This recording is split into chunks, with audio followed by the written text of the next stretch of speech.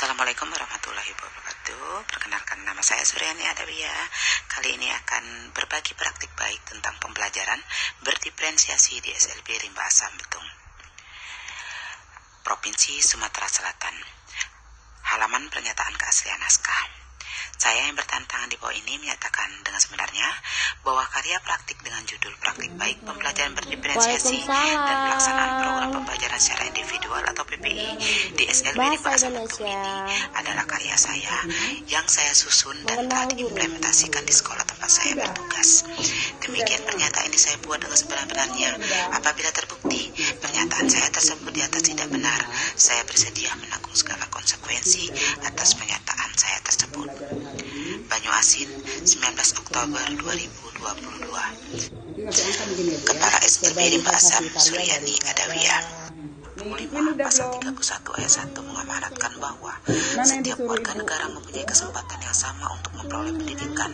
Dengan demikian, anak berkebutuhan khusus juga memiliki hak dan kesempatan yang sama untuk menerima ilmu pengetahuan tanpa terkecuali.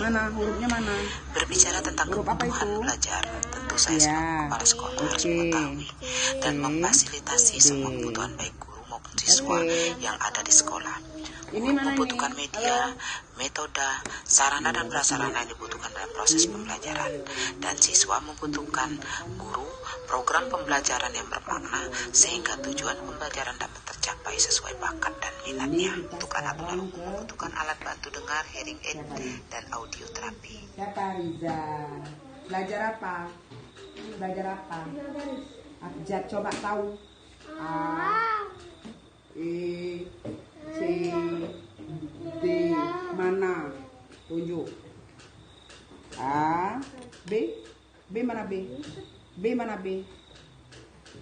Ini A, ini B, B, B, B, ini C, oke, ini D, bagus, ini E, yang ini F, G, oke, bagus. Sudah. Mana? Apa? Coba. Mana?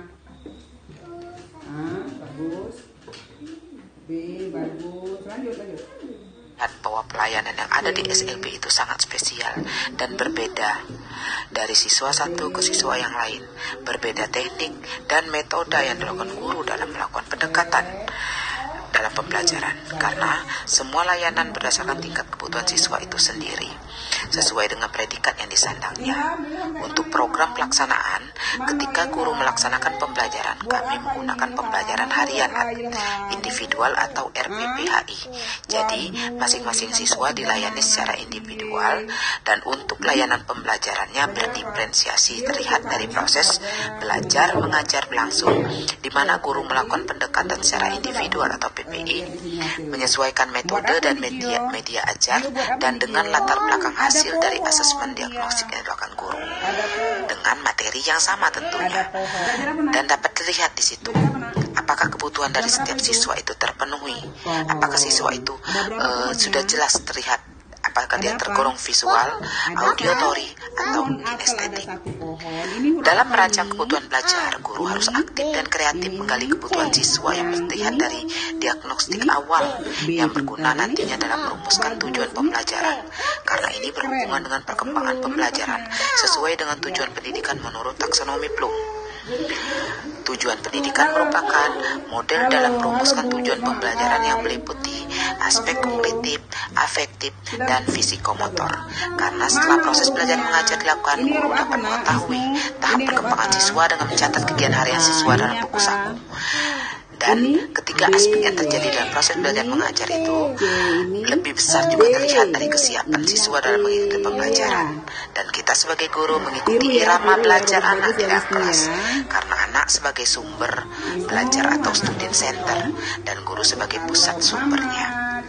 Anak tunalaras yang membutuhkan terapi okupasi dan perilaku ada. Di sini telah terlihat bahwa pelayanan yang ada di SLB itu sangat spesial dan berbeda. Ini juga halo Fitri. Nah, menebalkan garis. Artinya di sini pembelajaran secara klasikal, tetapi untuk materi itu berdiferensiasi. artinya pelayanan per individual anak itu berbeda-beda. Seperti Fitri ini anak Down syndrome, jadi dia hanya menebalkan dengan materi pembelajaran yang sama mengenai pengenalan huruf abjad. Jadi dia hanya mampu menebalkan, ini semua mampu menebalkan dan menuliskan, menirukan. Yuda sudah, ini Granita sudah mulai bisa membaca. Ini juga si cantik sudah mulai bisa Greta membaca. termasuk di sini anak autis, membutuhkan layanan terapi seperti terapi bina diri dan terapi perilaku. Karakteristik dan jenis layanan yang dibutuhkan dari masing-masing siswa, karena setiap kebutuhan dari individu itu berbeda. Seperti anak tunanetra membutuhkan layanan penulisan dengan menggunakan huruf braille dan orientasi mobilitas atau OM.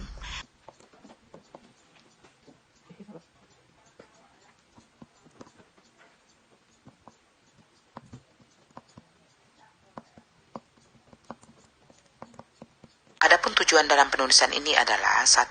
Sebagai syarat kelengkapan administrasi apresiasi GTK tahun 2022. Yang kedua, sebagai laporan pelaksanaan pembelajaran yang telah dilakukan di sekolah luar biasa Rimba Asam sebagai sekolah penggerak angkatan pertama dan lulus PMM gelombang 4 Provinsi Sumatera Selatan untuk berbagi praktik baik khusus sekolah luar biasa. Yang ketiga, sebagai penyemangat kerja kepala sekolah dan guru bahwa kami membutuhkan apresiasi atas kerja selama ini. Walau banyak dari guru kami bukan berlatar pendidikan luar biasa, ternyata mampu dan mau masuk dalam dunia pendidikan luar biasa dan dapat melayani semua kebutuhan siswa kebutuhan khusus.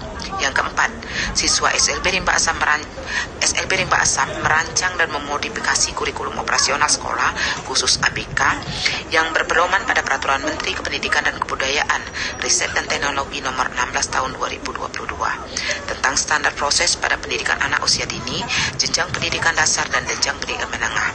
Standar proses digunakan sebagai pedoman dalam melaksanakan proses pembelajaran yang efektif, efisien, dan untuk mengembangkan potensi, prakasa, kemampuan, dan kemandirian peserta didik secara optimal, sehingga kami dapat merancang pembelajaran secara berdiferensiasi. Tantangan dan solusi. Tantangan yang dihadapi bagi kami adalah apabila orang tua tidak mau mengantarkan anaknya untuk bersekolah. Pada ranah SLB Rimba Asam ini, walau sekolah swasta tidak mewajibkan orang tua membayar SPP atau memungut biaya bulanan, tetapi masih banyak orang tua atau wali yang menguraikan masalah klise dan mereka tidak menyadari akibat dan konsekuensi apabila anaknya tidak diberi kesempatan untuk bersekolah, karena terdapat perbedaan kognitif, afektif, dan psikomotor bagi anak yang bersekolah dan yang anak yang tidak bersekolah. Bagi orang tua yang rajin mengantarkan anaknya ke sekolah, anak tersebut telah memiliki beberapa keterampilan dan perubahan sikap. Jadi sangat disayangkan siswa yang tidak bersekolah atau datang ke sekolah dengan alasan yang beragam tersebut dan kembali masuk sekolah lagi kalau orang tua merasa lelah dan bingung sendiri serta tidak mengerti apa keinginan anak, karena mereka menganggap SLB ini khusus untuk anak-anak terbelakang dan tidak menganggap penting anaknya untuk bersekolah lagi. ABK ini sangat membutuhkan layanan pendidikan sesuai dengan jenis hambatan dan karakteristiknya, sehingga tujuan dari pembelajaran yang dirancang guru dapat tercapai walau hasil belum maksimal, karena banyak dari guru sekolah yang ada di SLB bukan berlatar belakang pendidikan luar biasa, dan kebanyakan juga dari mereka bukan dari keguruan, tetapi mereka memiliki jiwa yang besar untuk dapat mengabdi di SLB dan ingin membantu keterlaksanaan program yang ada di sekolah, karena keberhasilan sekolah tidak hanya dari hasil kerja kepala sekolah, tetapi dari hasil kerja semua stakeholder yang harus bekerja keras dan bergotong royong dalam mewujudkan mimpi. Saya mohon maaf apabila ada kesalahan dalam penulisan dan pengucapan saya. Kepada Allah saya mohon ampun. Saya akhiri, wabillahi taufiq wal hidayah.